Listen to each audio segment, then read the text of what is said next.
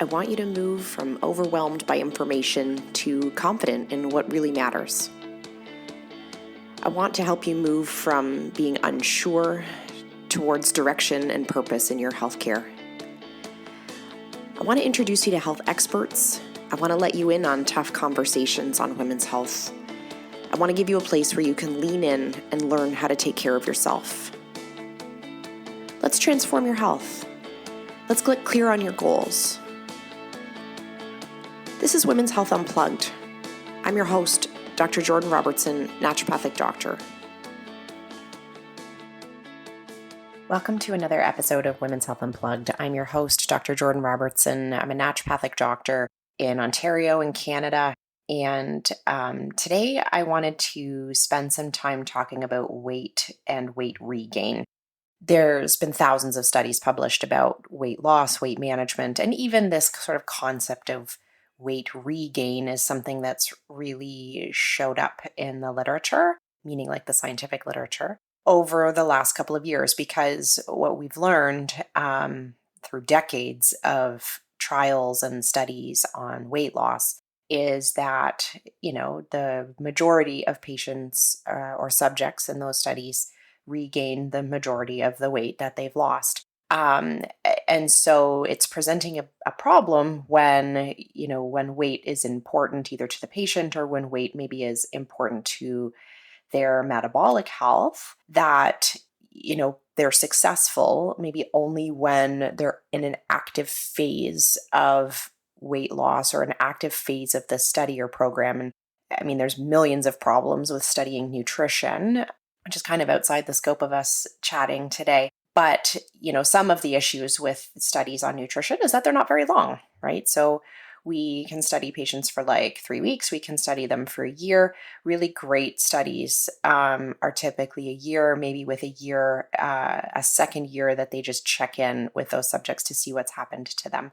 And that's kind of where we see the research on weight maintenance going, is that, they study patients for say 6 to 12 months. And then they release them back into the wild and check back in with them a year later to find out what's happened to them. I mean, if you think about it, if you're a woman in your 40s, a year or even 18 months is really not that long. And so when I work with women one-on-one in my clinical practice, often their relationship with their body weight or their, struggles with their body weight or weight maintenance has lasted much longer than a 6-month window of time. But unfortunately, that's kind of what we're stuck with as far as the research goes, is to see what happens. But interestingly, the weight regain in a 6 to 12-month period after the active phase is kind of reflective of what women experience when they are, I always use the term, out in the wild, where the majority of weight is gained back in that first sort of 6 to 12 months. So this is kind of a relevant conversation. And what I'm enjoying about the research right now is that they're actually tilting away from conversations about food. Not that they're not important, and I am going to talk about food a little bit and what happens after that active phase for women, or what we're noticing in the research. But the interesting thing about weight regain is that it's actually a complexity of behaviors that seem to predict what is going to happen to these women. And I think this speaks volumes to how the very laser focused on food or laser focused on caloric restriction kind of active plans, right? So I'm going to call it the active phase when you say actually working on your diet. That's what we call it in the research. And then the maintenance phase is the kind of like where we sort of cross our fingers and hope that nothing goes backwards. In that active phase, we often are focusing almost solely on caloric restriction. And even if you look online about what is being discussed around food and diet and dieting, programs you can buy and whatnot, it really does focus quite a bit on caloric restriction. And that's not wrong, right? That actually, physiologically and that is how patients lose weight, is caloric restriction. But it's oversimplifying the complexity of behavior that's associated with weight management to just focus on that. And we can do that for an active phase, right? And I think, as a listener, you may be able to recall moments where you were successful at weight management because of caloric restriction, or there was a pocket of time where you could really focus on your food. But then when that stops, right, when you transition out of that active phase, that's what I want to talk about today. This is where people struggle, right? So it's like, if I'm not writing my diet down, then I'm gaining weight. Or if I'm not attending a program, then I'm gaining weight.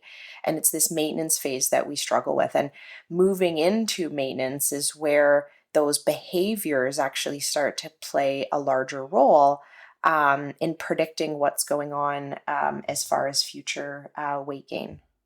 So there's definitely been, a lot of studies. I'm not going to exaggerate and say thousands, but there's been a lot of studies around each of these individual behaviors that I'm going to talk about today.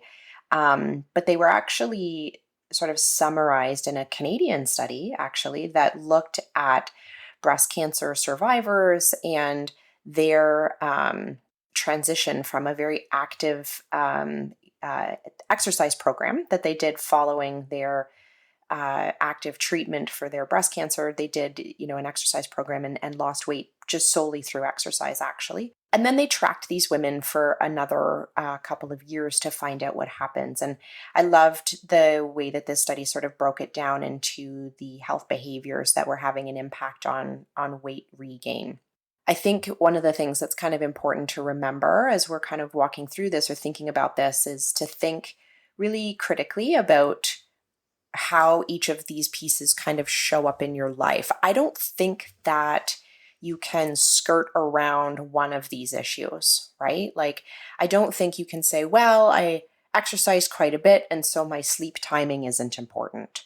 It actually, in the research, shows that all of the things are important, right? And you can't sort of outperform on one aspect and then go cheap on another and expect to have the same result. And I think that's kind of the thing to remember. It's that each of these behaviors are contributing, and maybe minorly, but remembering that like the vast majority of weight that's lost over time is actually regained.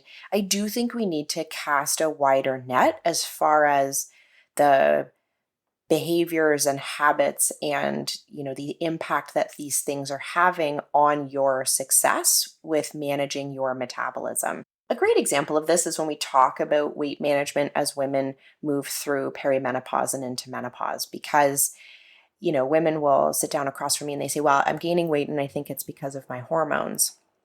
I'm like, well, maybe, right? And hormones truly mostly impact where you carry weight, not, the presence or absence of weight.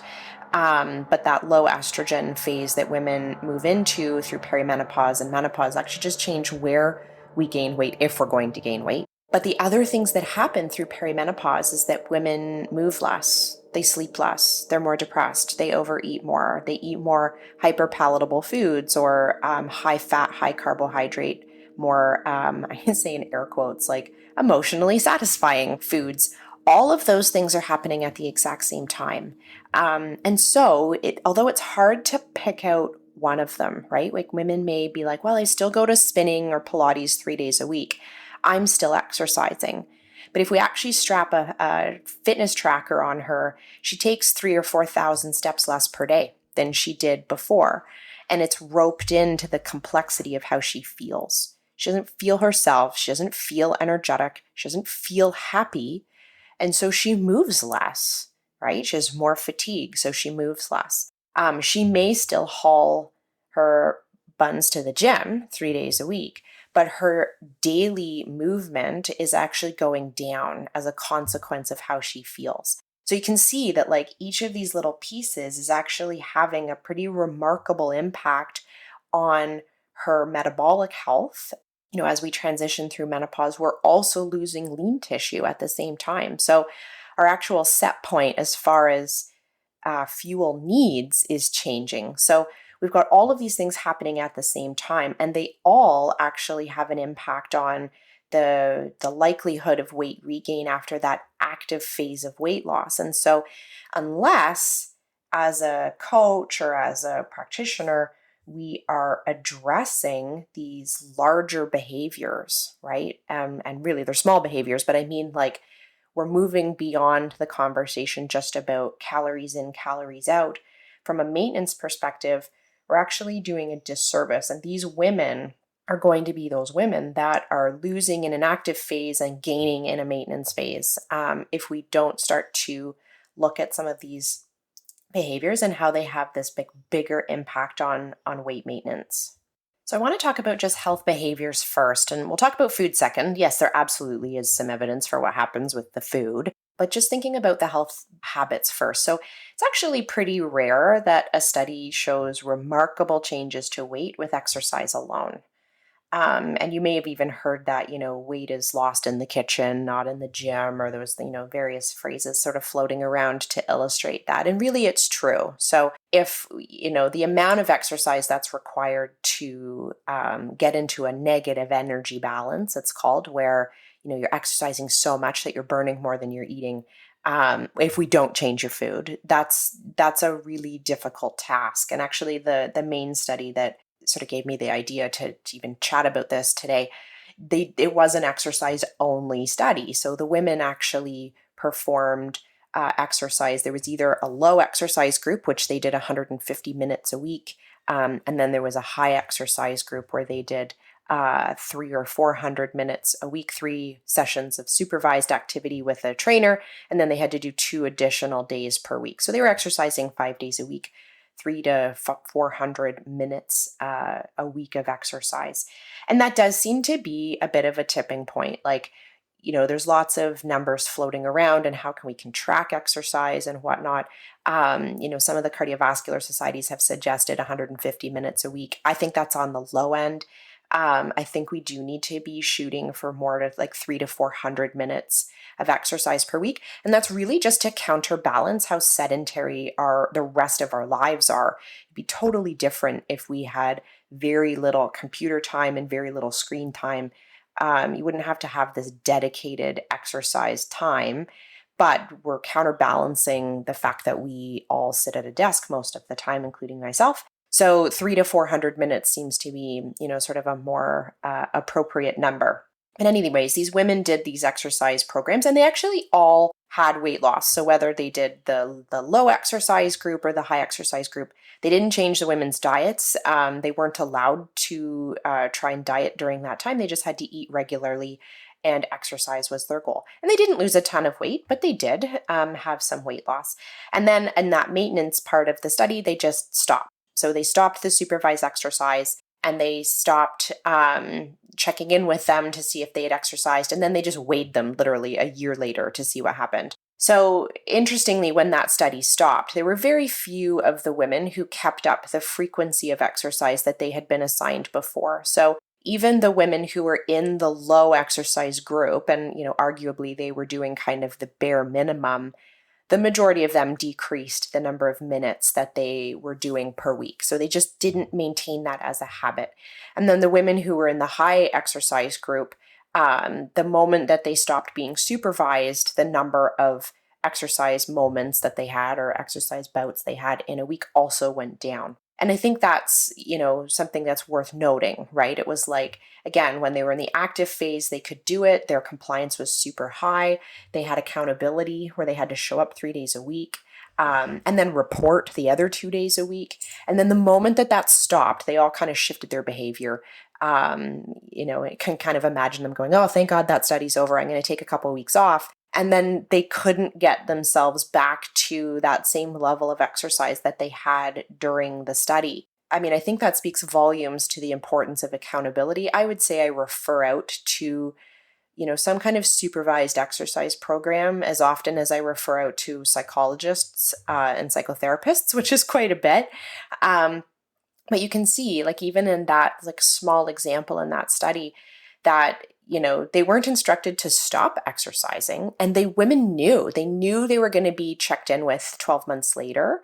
But without the accountability piece there, they had, difficulty maintaining the number of exercise days per week.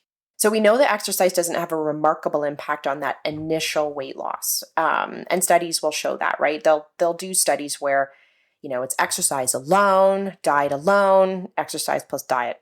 And exercise alone is always the weakest as far as that, active phase of weight loss. It doesn't have as big of an impact as we would love for it to have. But it becomes crucial as part of weight maintenance. So when women move out of that active phase, the women who are exercising are the ones who maintain their progress versus the ones who are not exercising or stop exercising when they move out of that active phase. And that's exactly what happened in this study, is that it was directly correlated to the number of minutes per week that the women participated in, that their weight maintenance was successful. So as soon as they started to dip below the amount of exercise that they had had during that active phase, very few women in the study actually increased their exercise after the active phase. But the moment that they started to shift the number of exercise minutes per week, they started to lose ground in the progress they had made. And that was whether they were in the high exercise group or the low exercise group. It was as soon as they started to lose exercise minutes per week. And I think that's really important because, interestingly, like on the flip side of that, it was as those sedentary moments went up, their risk of weight regain also went up. And of course, that makes sense, right? But there's actually a difference between sedentary moments and exercise moments. They're not like a direct opposition, right? It's not like if you're not exercising, you're sedentary. There's space in between there called like activities of daily living, right? And so the sedentary behavior is more reflective of a decrease in activities of daily living. So let me say that in a different way that maybe is a little bit more clear. There's your exercise, right? That's like go to the gym. These women were supposed to go 5 days a week. That's their exercise time. The rest of the day can either be broken down into sedentary time or active moments, right? Or like activities of daily living, which is separate from their exercise. So even if the women were exercising 5 days a week, they could have increased their sedentary time, meaning that they spent way more time in front of screens. And they actually did track screen time in this particular study and found that it was associated with weight regain. So your general level of like sort of low hum activity in the background of your actual day also has an impact on how sustainable your weight loss is. And so for the women who, after going through that active phase, their screen time went up, right? The number of steps that they did per day went down. And this is, I like step counting because it actually gives a really good reflection on that daily activity versus our exercise time. Their step count went down, right? By about 2,000 to 3,000 steps per day after the end of the study. And that seemed to be predictive of the loss of ground that they had made during the study. So their step count actually decreased, which is interesting because the study didn't say they had to, walk more during the active phase, right? So when they were trying to lose weight, they didn't tell them they had to walk a lot. But when the study was over, they stopped walking as much, which is really interesting. Anyway, so about 3,000 steps. And actually that shows up in other studies that women post-menopausal walk 3,000 steps less per day than they did before they were menopausal. Again, probably reflective of how she feels, right? If you're tired, if you're miserable, right? If you didn't sleep, your number of steps per day is actually going down.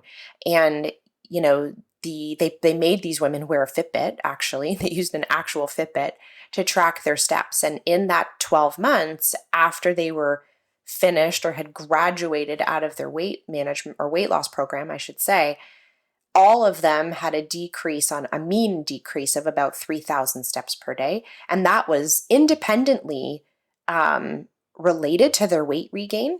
And that's independent from their other exercise. So in studies, we can use statistics to figure out, right? And as you're listening, you're probably going, well, of course their steps went down. They didn't exercise as much, right? But they actually, using statistics, can separate those two things to figure out, is there a relationship between screen time, steps counted, and exercise, or do they all have an impact? And the actual answer is that they all had an impact independently of each other. So if screen time went up and exercise time and steps were the same, the women still regained some weight. If screen time stayed the same, steps went down and exercise stayed the same, they still had some weight regain. So all three of those aspects had a big impact, and they're all behavioral, right? And I think this is a conversation we're not having enough is, how are we evolving our life to have the success that you want in your health plan? Because you can't just do one thing, right? You can't just change up the ingredients in your smoothie and have long-term sustainable weight loss.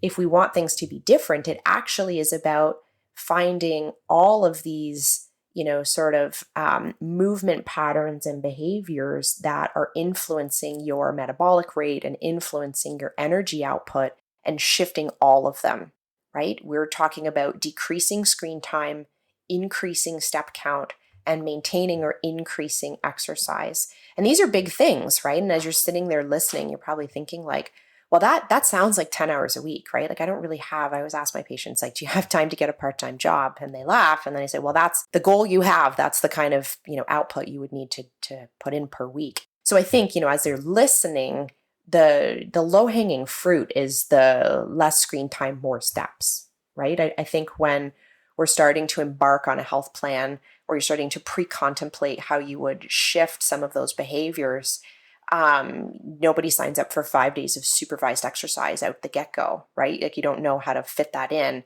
But the other two are ones that are probably more within reach. They're free and they're, something that, probably is a direct trade. Even though in that study, they found them independently to be impactful, they probably are direct trade, right? It's that don't watch the half hour of Netflix at the end of the day, go for a 30-minute walk. And you've automatically started to shift two of those behaviors that is having a significant impact on weight maintenance after successful weight loss. The other health behavior that they tracked was sleep. And we've talked about sleep on the podcast quite a bit. We even talked about it last week. And what they found is during the active phase of the study, the women went to bed earlier, which is interesting because they didn't actually instruct them to do that, right? They didn't say, you're going to exercise 5 days a week, and we'd really love if you went to bed earlier. That actually wasn't part of the conversation at all. And so they tracked lots of aspects of sleep. They tracked the number of hours they slept. They tracked their wake time, their fall asleep time. And what they found to be the most impactful around weight maintenance or weight regain was, sort of a delayed midpoint of their sleep. So let's say that the women slept 6 hours, right? It made a difference if the midpoint of their night was 1 a.m. or 3 a.m., right? And really that's a fancy way of saying what time did they go to bed, because it was like the halfway point through the night that seemed to make the big difference for them. So what time did they go to bed combined with how long did they sleep, right? Because we want that midpoint to be kind of earlier in the night. So interestingly, when they were in the active phase of the study, the women went to bed earlier on their own. They didn't ask them to, and they just did. And who knows why that is, right? If maybe you can think back to times where you've been, successful at your health, or really successful with exercise, because this was what they were studying in this particular study. They just went to bed earlier naturally. And then as soon as the study was over, a lot of them went to bed later, right? So as soon as the study was over, and perhaps this is a consequence of them not exercising quite as much. Maybe we can't say that for certain because they didn't check the correlation between those two things. But, as soon as that active phase of the study was over, the women went to bed later and the midpoint of their sleep was later in the night. And they found a significant relationship between that and the likelihood of weight regain. And we see that in other studies too, right? So even weight gain at menopause, so this isn't regain, it's not weight that's been lost and regained, but just weight gain through menopause is also highly correlated to the level of sleep disturbance that a woman has.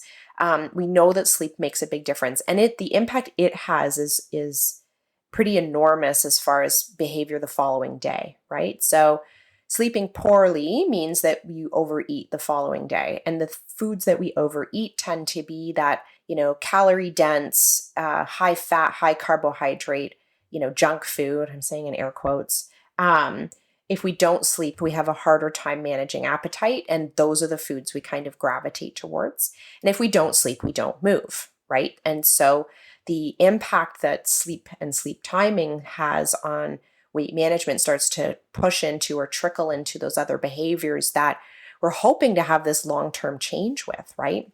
We're hoping that if we teach patients about the importance of exercise and exercise as for weight maintenance, that they're able to execute it. But sleep actually becomes this barrier for them to even be able to do it. And certainly there's the reasons why women don't sleep are diverse, right? And there's a hormonal impact there as well. But there's a big behavioral impact of just sleep timing. So in this study, they actually found that it wasn't the number of hours that the women slept. It was the midpoint of the time that she had slept. So if she only slept 6 hours and went to bed at 1 a.m., it was more predictive of weight regain than if she'd gone to bed at 10 p.m. and then woke up super early. Like that, it was actually more about when is the midpoint of the sleep time versus the total number of hours. And that we see that in the literature around, and there's a whole concept on chrononutrition, and I may do a podcast about that because I find that fascinating. But our metabolism is not the same over a 24-hour period, to completely simplify it. And earlier sleep timing has a way bigger impact on metabolism in a positive way, and weight maintenance than a later sleep time. And so between the movement during the day and the sleep, they were predictive of quite significant weight regain. Like we're talking to the point of like 2.5 pounds per hour lost or per amount of steps gone down.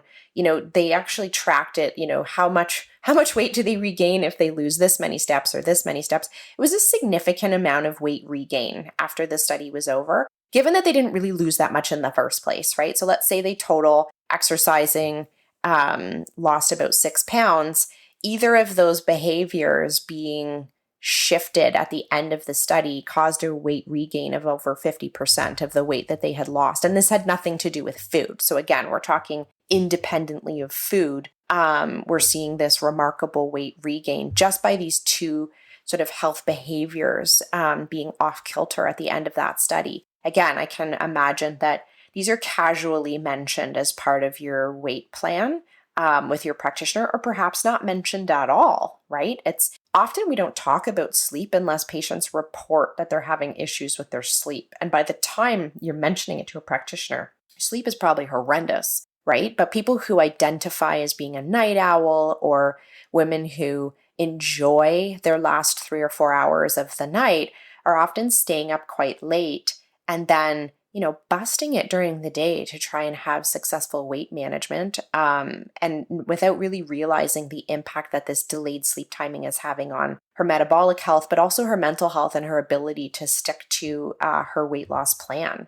I do want to transition into talking about food because I think we can't not talk the impact of food on weight management. But the last thing I'll say about the sleep is that interestingly, the women who had that later sleep timing, they also struggled. So there was a high correlation between what happened with their food and what was happening with their sleep. So yes, the later sleep timing did have an independent impact on weight regain. So even if the women ate pristine or ate great during the weight maintenance time, if they slept later, or if they went to bed later, I should say, they still struggled with their weight maintenance during that last or second 12 months of the study. But the other thing that they noticed is that there was a big correlation between going to bed later and eating more fast food. And they didn't really define what they meant by fast food. So, we could say that might be McDonald's and that might be granola bars, like who knows, right? But they ate more fast food. And they also just ate later. So they would have a very energy dense snack right before bed. And sure, right? Like if you eat dinner at 6 o'clock and you go to bed at 1 a.m., that is like the longest waking fast you have all day, right? And that's often what happens is patients are hungry or they eat a snack at 9 because they're going to be up later. And for some patients, like hasn't been accounted for as far as their like total energy intake through the day. Often that nighttime snacking is just additional, right? It's like saying technically a bedtime snack doesn't cause weight gain. the same way that drinking juice doesn't cause weight gain, it's that those things are usually done on top of your regular eating, right? So juice causes weight gain if it's additional to your food. The same would be said of a bedtime snack.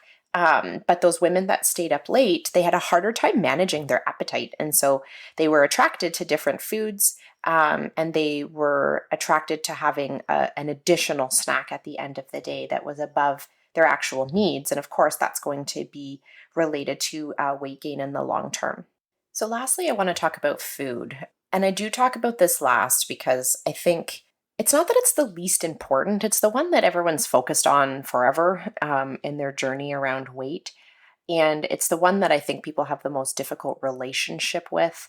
Certainly, I sort of approach this topic with caution always. We've talked quite a bit about disordered eating on the podcast. And so I talk about food and fueling quite cautiously because, as a listener, I don't know where you sit as far as your comfort and how triggering it is for us to talk about food and calories and fuel and all of that.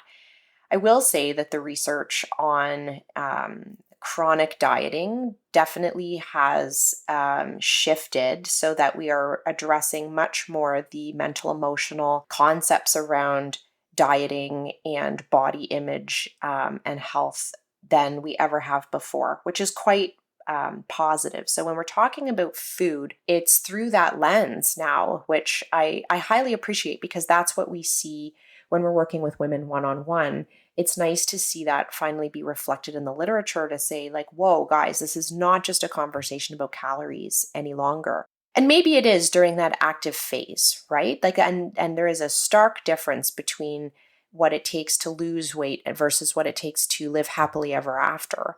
And the psychology piece really comes into that happily ever after piece for women. We know, and I'm sure you've seen headlines, like the more people gain more weight, the more they've dieted, and those kind of like where we're spinning the words.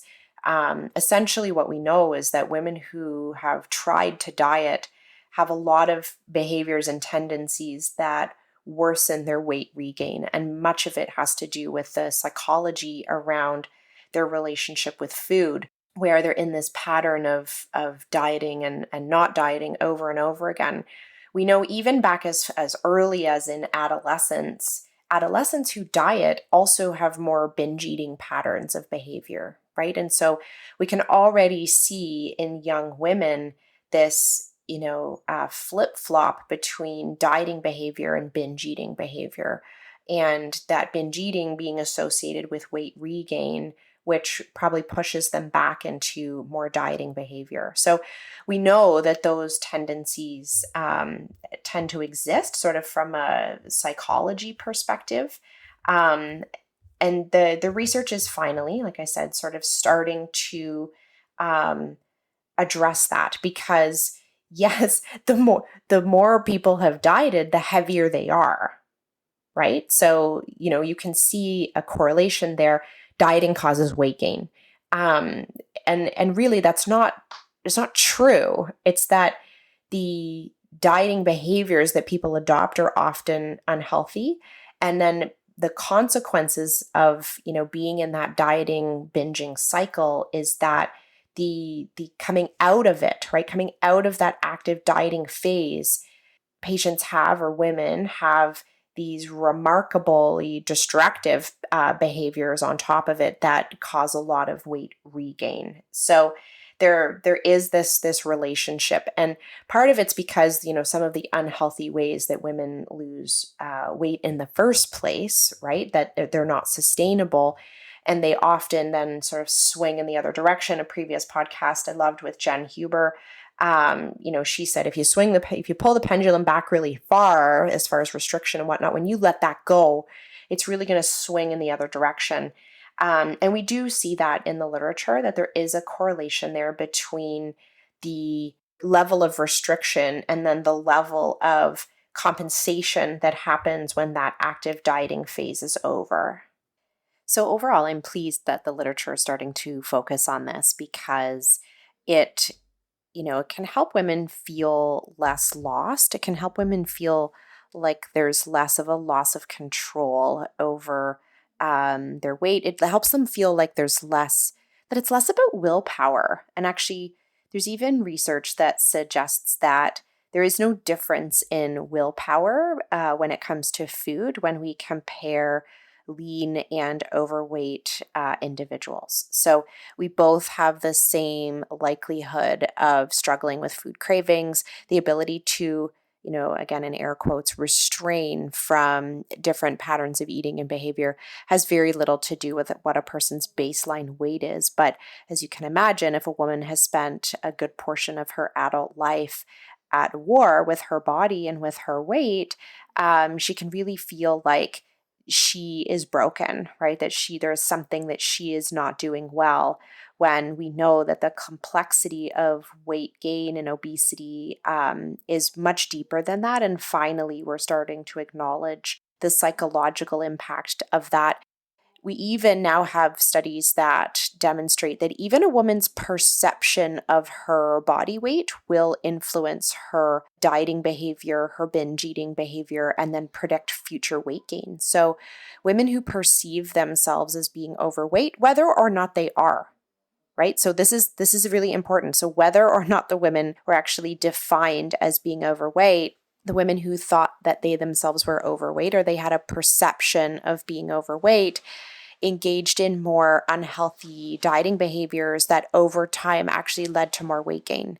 So even thinking that you are overweight is a predictor for future weight gain, because of what that does to the psychology around health and health behaviors, and how that influences how women are able to perceive their, sense of control over themselves and their health. It predicts future weight gain if women even just believe that they're overweight, whether or not that they are. So that's really important. So in this main study, they definitely found that there was a lot of sort of psychological impacts around the weight regain as well, and mostly around how confident the women were that they were able to sort of continue to execute, or that they had confidence that they could continue doing what they were working on without so much support that they had been getting before.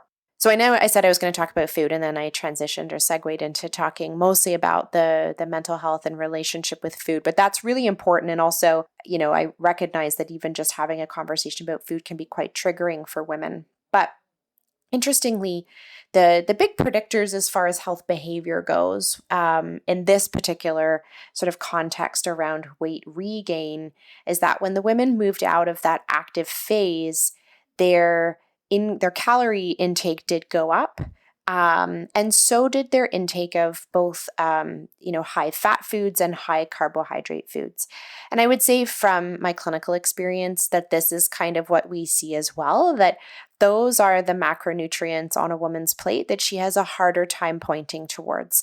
If I say, which one of those things on your plate is protein, she has an easier time pointing to it, although sometimes still making mistakes in that. But generally, women underestimate the amount of carbohydrate in their diet and underestimate the amount of fat that's in their diet. And that's been shown in other research contexts too. We even know women with PCOS, when they do diet recall and you ask them to evaluate their own diet, by and large, they're making lots of errors around the fat intake and the caloric intake. They underestimate both of those things. And I think some of that speaks to, our generally sort of North American lifestyle that has de-emphasized fruits and vegetables, and generally low calorie foods, and highly emphasized quick, easy, fast, hyper palatable, we call it in the research, right? Very tasty foods, that it's very easy to have those numbers swing in the direction towards weight regain, when that's not something that women are focusing on.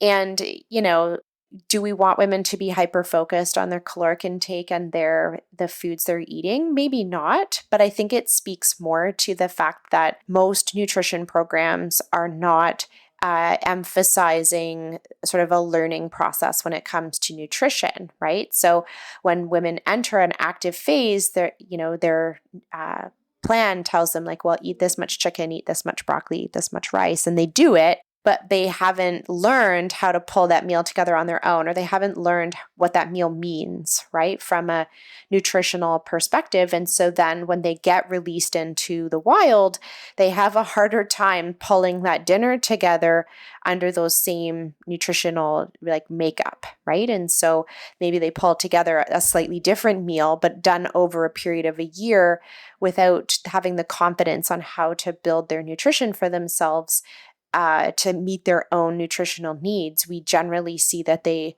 overeat calorically, overeat in fat, and overeat in carbohydrates. And that's exactly what happened in this study. So again, funnily, this study was not focused on nutrition, right? That the one that we had kind of focused on all along, the women who had exercised and had lost some weight, and then they just watched them for a year. Food was not one of the conversations. The women at the start of the study had to promise that they weren't going to change their nutrition dramatically while they did this exercise intervention. But between month 12 and month 24, that one of the predictors of weight regain was associated with nutrition. And it was if women had, I'm going to say inadvertently added more calories, fat, and carbohydrate to their diet. And I know the nutrition piece around weight management is really complex, and it's a contentious topic. And in theory, well, not in theory, in reality, it's still a calories in, calories out model of weight management. But hopefully, as you can see, like through this podcast, is that the complexity of what those two things mean, calories in and calories out, is really complex, right? It's hard to tease out. So when we talk about calories in, is it, that a tired, frustrated, depressed woman is trying to manage her calories in, or a well-rested, well-exercised woman who feels confident and has a strong locus of control, right? Because those are two different women, and their caloric intake is actually going to be quite different. And neither of those things have to do with whether or not we told her to eat chicken and broccoli. Right? Her food choices, her appetite, her cravings, and her satiety are all being influenced by other mechanisms that we're generally not addressing when it comes to a nutrition plan. And then the calories out part, again, is something that, we hyper focus perhaps on exercise time without recognizing the impact of screen time and sedentary minutes versus step counting. So it's important that we talk about that food piece, because especially when women feel like they are at sort of this lifelong, war with their nutrition and their weight management, I'd probably argue that we haven't walked these women through a learning process to help them understand their fueling needs in a way that keeps their confidence high, so that when they're not in an active phase of working on their nutrition, that they're able to navigate the rest of their life. And I think that's really important.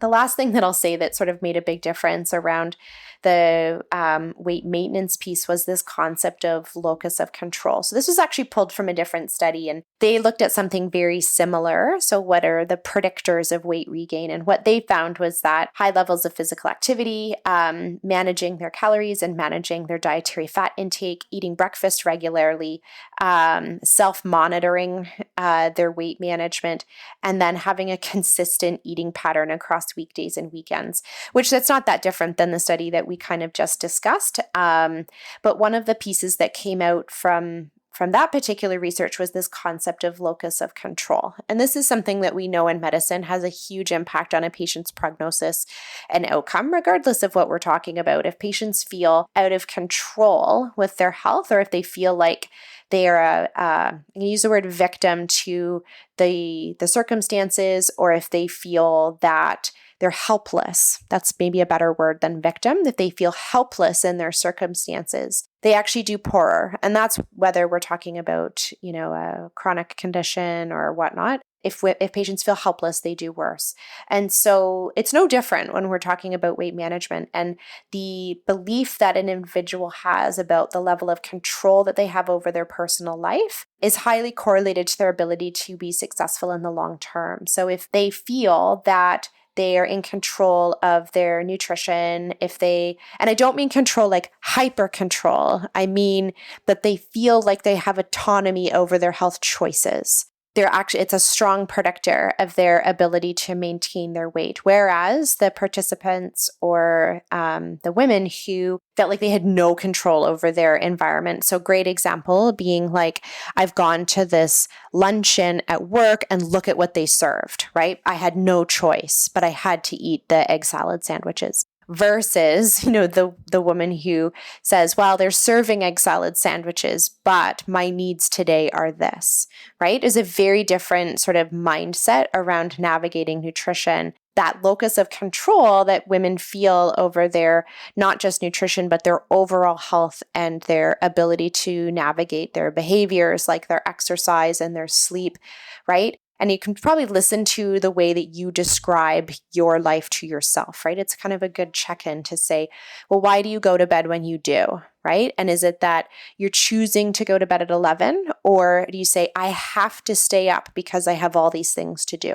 right? And maybe both of them are maybe it's totally valid to go to bed at 11 p.m. or whatnot, but the way you feel about having to go to bed at 11 p.m. actually makes a big difference in your long-term health outcomes, specifically around that weight management. So it's kind of an interesting piece, but it totally wraps into this idea that yes, there is a bit of a conversation there about food, but the remarkable overlay between, psychology and those small behaviors like, sedentary time and steps and screen time and sleep are all having a bigger impact. I think when I set out to do this topic, my goal for it, right? Because when I think about the big goals for the podcast, it's always about women feeling confident and more educated and like better advocates for themselves, is that I want you to be able to discern between a weight management plan that addresses all of these pieces of your health versus one that have hyper-focused on nutrition alone or one aspect of weight loss alone. Because if we really want you to be successful, which I always say I don't want to be in your life for 21 days, right? Like I'd like to work with the women I work with in a long-term format where when I meet them in their 50s, that we're talking about how to help her be a healthy, independent woman in her 70s. And that idea is like, how do we help her be successful in the long haul? Most of these little pieces or areas need to be in better alignment with your goals if that's what we're after. Right? We can't just, develop you a great smoothie recipe and tell you not to eat after 7 p.m. We need a more comprehensive look at the impact of your nutrition and exercise and mindset around all of these pieces if we want long-term success. So that's what I want you to kind of take away from this episode, is to be highly critical of when you see nutrition plans that are solely focused on food, because we can't remain in that active phase of weight loss all the time. And somehow we have to transition out of that into your normal life. And I want you to be highly successful at maintaining that success that you have, or understanding how to go about finding some kind of plan or program that's going to help you be successful. I think looking at some of these things can also help you do sort of your own internal audit. I definitely will sort of chintz out on the sleep piece and go to bed later than I need to. And sometimes checking in on the research that's like, well, Jordan, you can't just skirt one of these things and expect to have like optimal health, right? Because the statistics show that each of those pieces that we talked about in this episode have an independent impact. So it's not that they're compounding on top of each other. I mean, they are, but they have an independent impact. So we can't cherry pick the things that we want to work on just because we're already good at them. We need to stare down some of the things that we're maybe not doing as well and look at how to perhaps shift them so that we can achieve the goals that we want. I hope you enjoyed that episode of Women's Health Unplugged. My goal is to help you feel more confident about your health. Please remember that what we talked about today in the podcast does not constitute medical advice, nor was a doctor-patient relationship formed. If you have questions about your healthcare or about how today's topic pertains to you, please take it up with your family doctor, your specialist, or someone on your health team.